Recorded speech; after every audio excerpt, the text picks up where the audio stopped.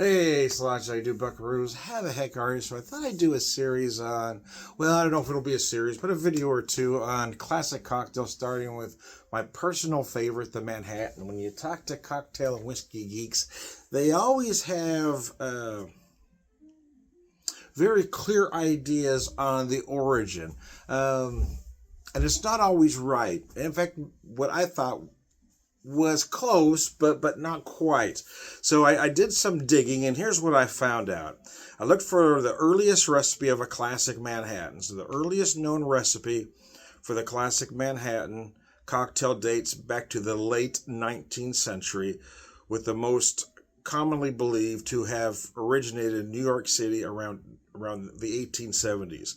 One of the earliest printed recipes appears in O.H. Byron's 1884 book, The Modern Bartender, where a version of the Manhattan is described as 2 dashes of gum syrup, 2 dashes bitters, which was Boker's at the time, one wine glass of whiskey, 1 wine glass of sweet vermouth, shake well with ice and strain into a cocktail glass, garnished with lemon peel. A lemon peel, not a cherry. How about that? Anyways,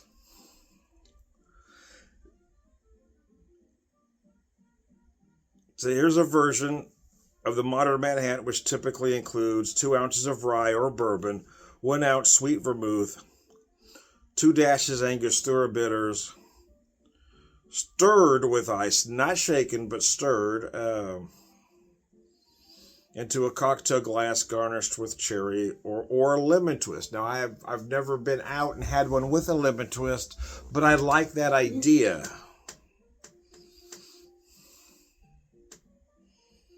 Then I looked for how the Manhattan has evolved over the years. 1870s, the birth of the Manhattan. The origin story, allegedly created at the Manhattan Club in New York City for a banquet hosted by Lady Randolph Churchill, Winston's mother, though this story is likely apocryphal. The spirit was rye, which was common in New York at that time, which is why most think the rye is what should be used. But there is no definitive proof, just that was the most common whiskey at the time. Vermouth was Italian sweet vermouth. The bitters at the time was Boker's or sometimes Angostura. The sweetener, they used gum syrup. The ratio was 1-to-1. 1880s to 1890s, standardization begins. Before I keep reading, though, now I'm going to pour the Manhattan that I fixed here. And this one I made pretty close to traditional. Although I am using a bourbon, I'm using a high rye bourbon, which I'll go over exactly what is in that later. But so I have it stirred here.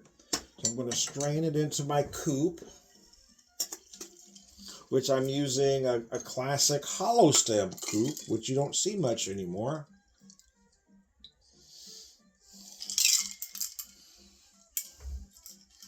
See if I can not spill this here.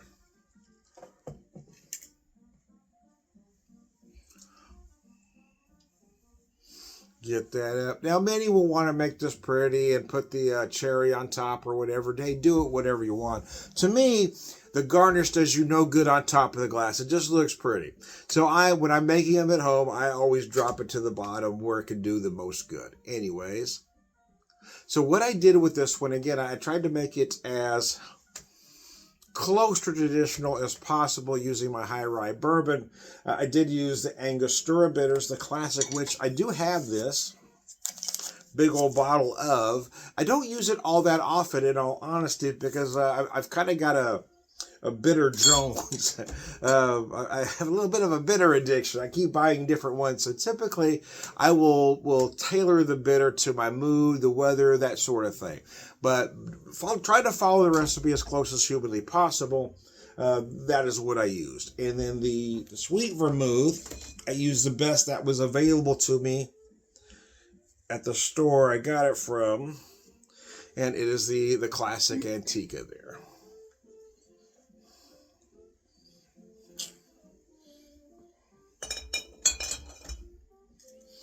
And I'm going to take a drink, and then I'll keep talking to you a little bit.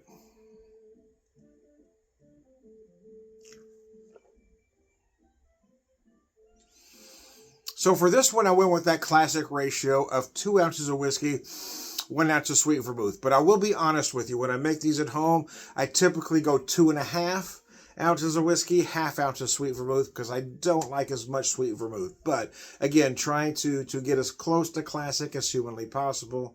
Sláinte.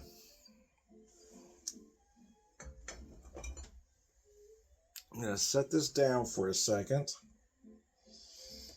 And I will show you the bourbon that I used. It is a great high rye bourbon. It's from Huling Station. It's a Trolley Stop series, aged 9 years. Main Street line, straight bourbon whiskey. This is at 119.23 proof. And let's see, the mash bill is 52% corn. Think about that for a second. Only 52. Has to be a minimum, a bare minimum of 51 to be bourbon. But this is why I like this one in a Manhattan, because it has 44% rye. So it is a very chewy bourbon and 4% malted barley. Let me show that to you. I'm going to take another drink here, and I'm going to read more.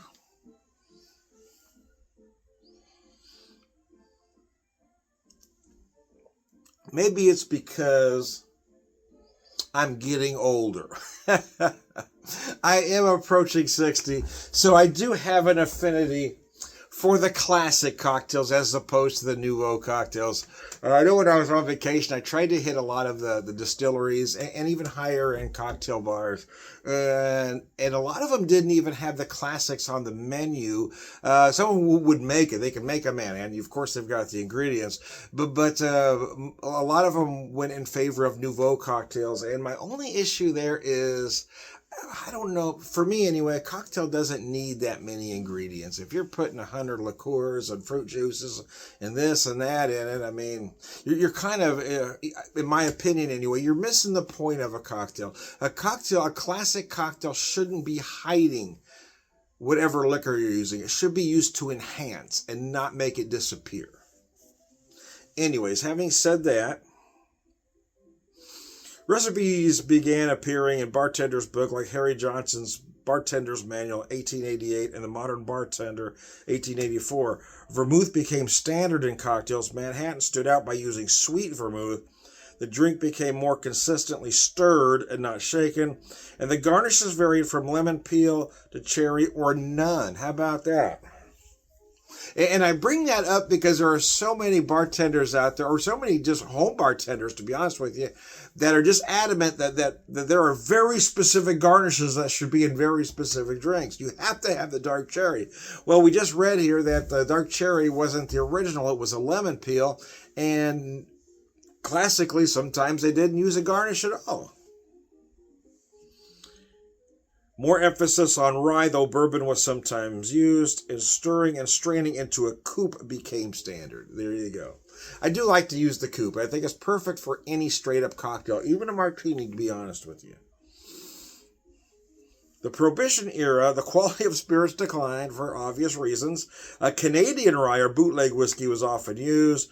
The drink's balance sometimes changed to mask rougher spirits, and Manhattans were still popular in speakeasy. But post-Prohibition, the classic 2-to-1 ratio became codified. Rye became less available. Bourbon often replaced it in American home bars, which is why a lot of us like to use bourbon. That's how we were brought up. Anyways, the maraschino cherry became the go-to garnish. Manhattan became a staple of classic American cocktail culture. The late 20th century, decline and revival. The 60s through the 90s, many cocktails became overly sweet or simplified. Manhattan suffered with poor quality vermouth or pre-made mixes. Early 2000, craft cocktail revival began. Bartenders returned to original ratios, high-quality vermouth, Carpano, Antica, and Dolan, which is typically what I use. If I can't find the Antica, I use the Dolan. And revived rye whiskey. The modern Manhattan, often rye whiskey again, but bourbon is still common.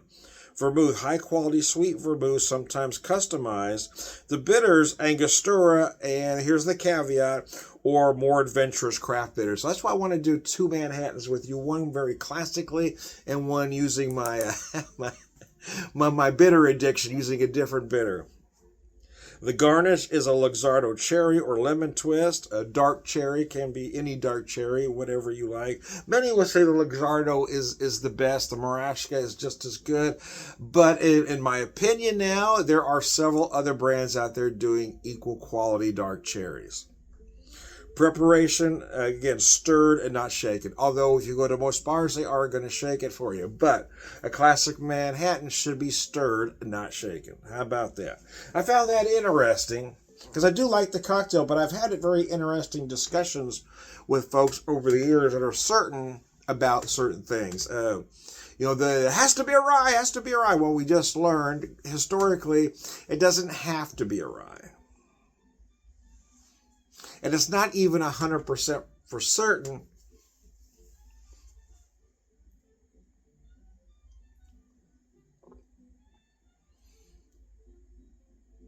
that the rye was the original whiskey used. It is assumed because rye was more plentiful in Manhattan at that time, but nobody knows for a fact. So I like to kind of split the difference and use a high rye bourbon. But if I have a good rye at home, I will use that. And to be honest with you, lately I've been keeping a rye, but I guess I just realized I didn't have a rye available. So that was another reason I used that very good high rye.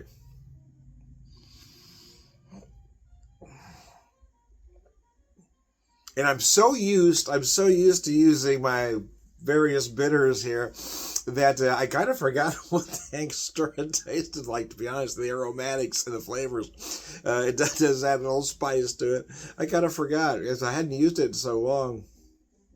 Believe it or not, my wife found this beautiful glass at a thrift store. Can you imagine? That's just a gorgeous glass. I love the hollow stem coupe.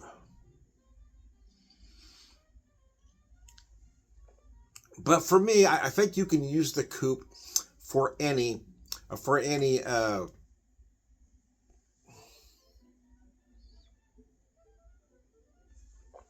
straight up cocktail. Obviously, the Manhattan, but I mean a martini, French 75 for me. I especially at home, I will use the coupe for any straight up cocktail. And I do prefer it to a martini glass. I know a lot of smaller bars will use the coupe because you don't want to keep tons of glassware with limited space, but so the coupe will suffice for any straight up cocktail.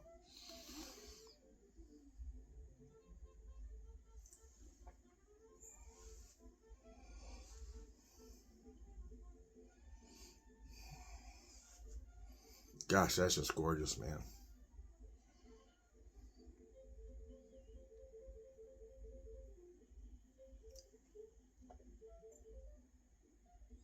So I've often said about this cocktail and others that your cocktail is only good as ingredients used. So I've always used a better than average whiskey from my working man's background, right? For some, what I'm using might be lower shelf. For me, it's upper shelf because of my means. But the bottom line is, yeah, I mean, I'm not using a standard well whiskey to make a cocktail of this caliber. Now, having said that, what I'm trying to get at was I've always been a whiskey guy, but sweet vermouth I didn't know much about. So early on, when I first started making this cocktail, I was using lesser vermouth, let's just say, more inexpensive. How about that? And I wasn't crazy about them.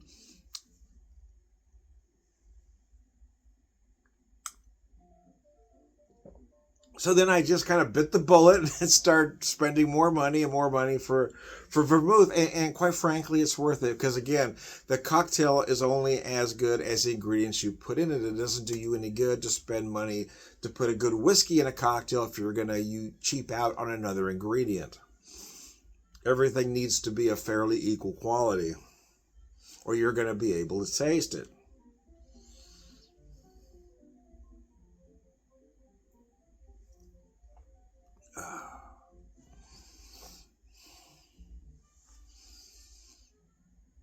It's remarkable how easy to drink that particular bourbon is, even at that proof. It is just incredible.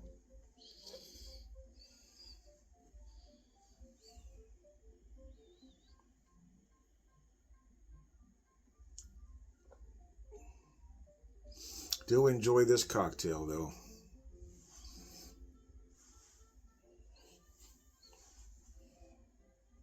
The older I get, the more I enjoy the classics. The Manhattan, especially, I'm starting to warm up to the old fashioned, although it's taking me a while because I don't like them as sweet as most. So I don't order them out at all because they're never going to make them how I like it. But I do enjoy experimenting at home.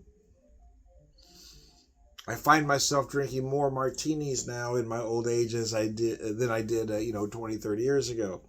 But for me, this will always be the classic cocktail, the Manhattan. I just really enjoy this one.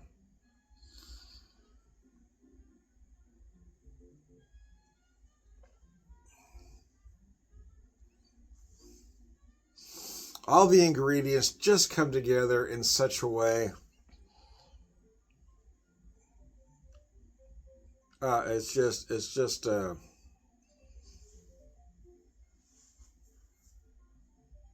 I don't know if comforting is the right word, or maybe for me anyway. But it's just one of those cocktails that for me anyway, it's relaxing. It's nice to have one at home when everything is done, when I can sit, relax, and enjoy a cocktail. But it's also nice to be in a nice place that knows how to make the drink properly and sit, relax, and enjoy one done by a professional. So there you go. Anyways, I'm going to finish this up. I'm going to be back with my spin or my riff on the classic Manhattan.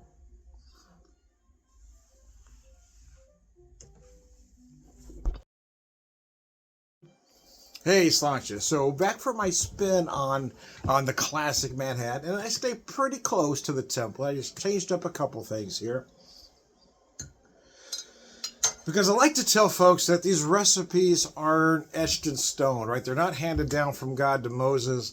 So a lot of folks will want to say, well, you have to use this, or you can only do this, and you can do anything you damn well please. So I did change up the whiskey on this one because, again, I wanted to kind of make this one my own, paying homage to the classic Manhattan, if you will. So this one, I'm using the High Bank Distillery out of Columbus, Ohio. Their Midnight Cask Barrel Proof, a cask strength blend of straight whiskeys and port wine. This one comes in at 1.4.4 proof.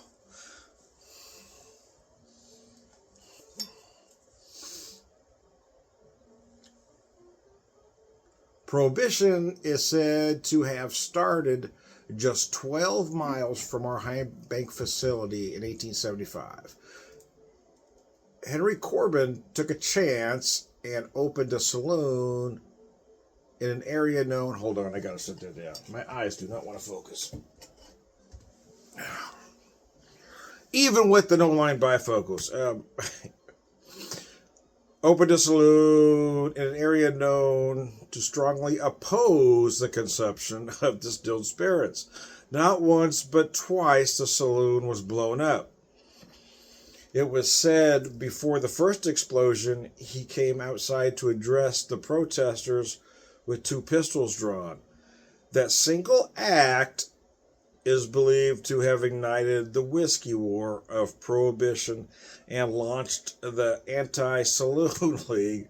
Unique batches of High Bank Distillery Whiskey War and port wine wage war with each other, and your taste buds come out the victor. Yeah, this stuff is rather amazing, which is one reason I wanted to try it in this Manhattan.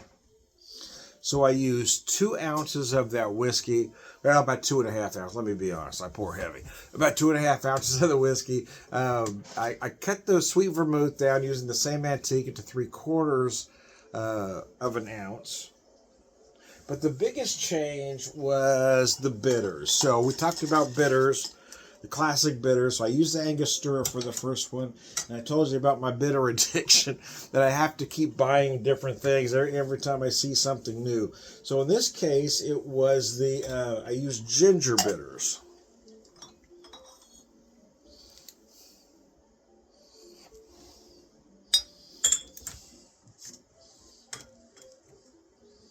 So I've got it stirred. I'm going to pour it into my classic coupe.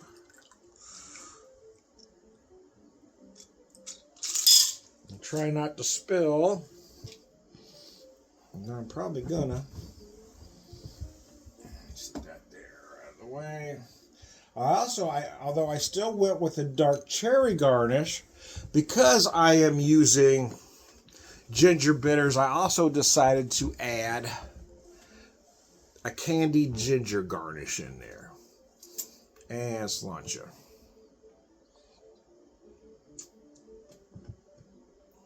Oh my God, that's delicious. This is another coupe. I mean, look at this. I love this. This is a nice, elegant coupe. And I'm not an elegant guy, so I don't know why these glasses mean something to me. But I know, I just love the style. This is another one my wife found at a thrift store. Most of my clothes and glassware come from thrift stores. Anyway. So I like to be known as the unpretentious cocktail guy.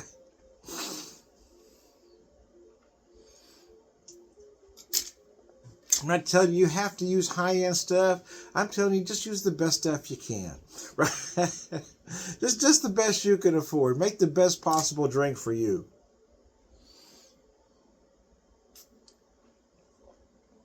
But then again, in my old age, it's become more about quality than quantity.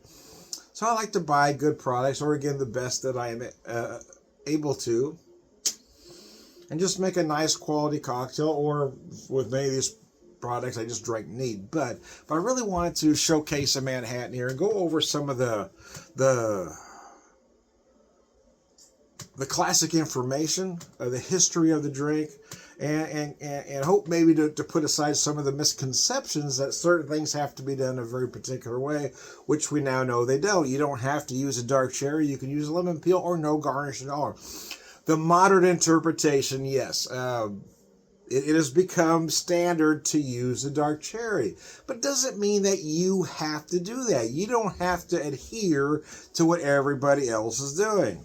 Which is probably why I'm going to stop using the dark cherry, because everybody else is. And I don't like to be like everybody else.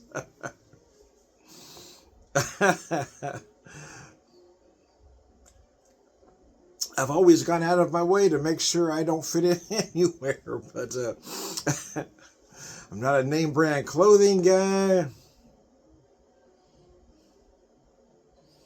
I don't care about class or status. And I'm not very materialistic. I wouldn't call myself a minimalist, but I'm probably as close as you can get without actually being one.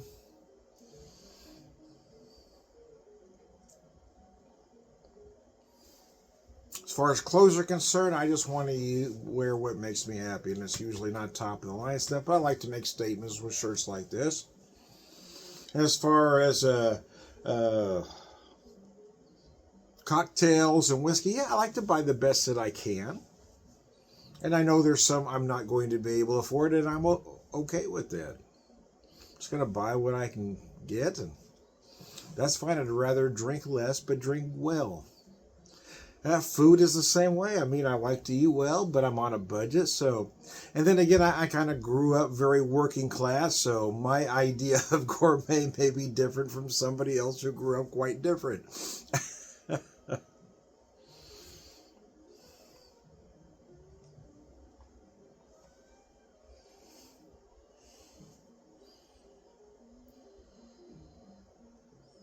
But I do like to go over, in fact, I found it interesting reading the history on the classic Manhattan.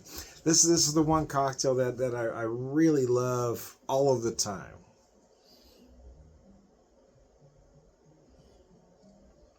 But I don't know that I ever knew the exact history. I knew little bits and pieces here and there, but it is nice to know that it doesn't necessarily have to be a rye, or you don't necessarily have to use a dark cherry. And that traditionally the drink should be stirred, not shaken, although almost every bartender, no matter where you go, is going to shake it. But now that I know that, I'm going to take that knowledge with me. Oh.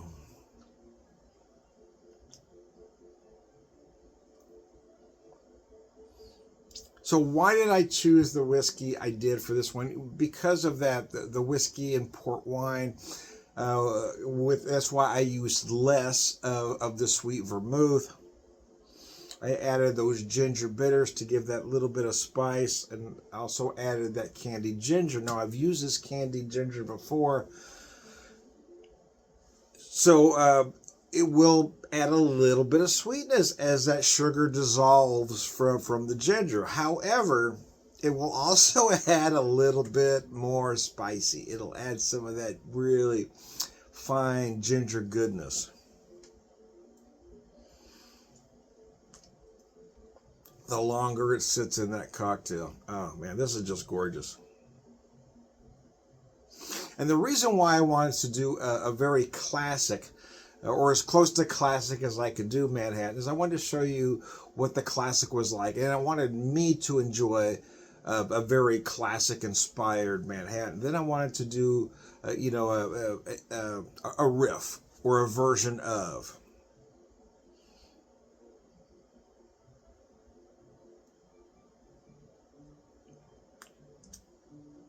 Because a recipe is a guideline.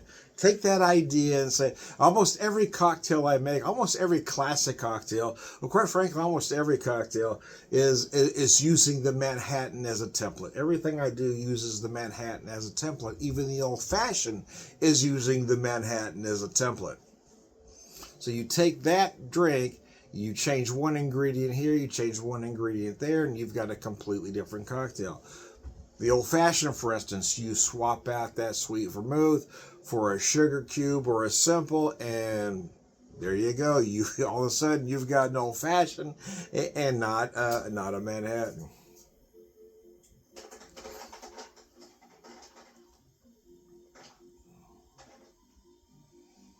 Boy, I do like this one with the ginger though.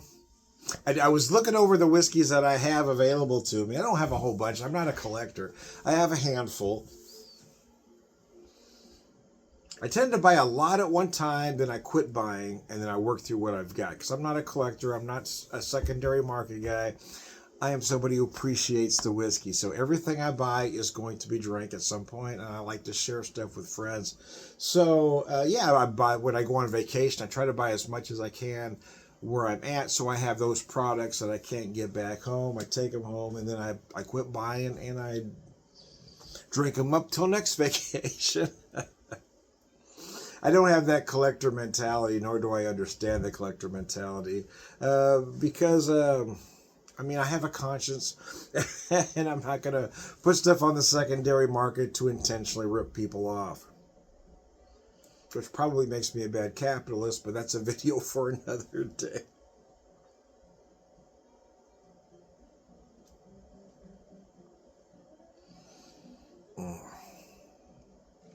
But I do like, so I'm using the Antica Sweet Vermouth, so I do like the way it plays off of this particular whiskey that, again, a cast strength blend of straight whiskeys and port wine. So you definitely feel those port wine notes, but it blends exquisitely well with that sweet vermouth.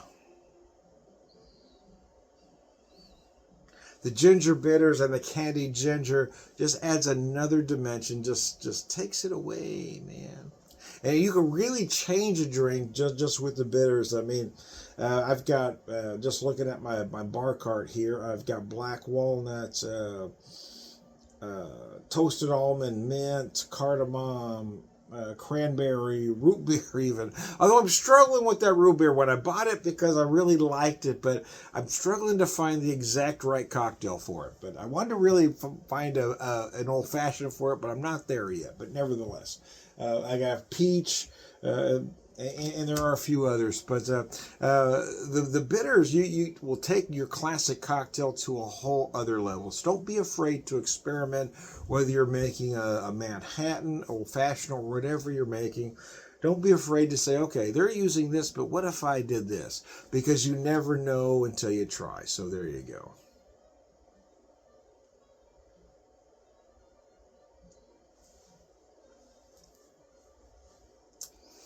Man, I really like this version.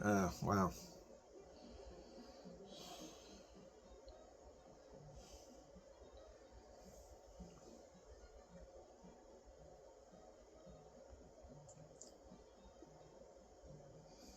So this is our classic Manhattan, classic cocktails with the Whiskey Whisperer. We had a very close to a classic Manhattan. Then we had just a slight variation of, although we stayed very close to the truth. I am Tom, the Whiskey Whisperer, Whiskey Evangelist, prolific whiskey drinker, purveyor of wisdom, man.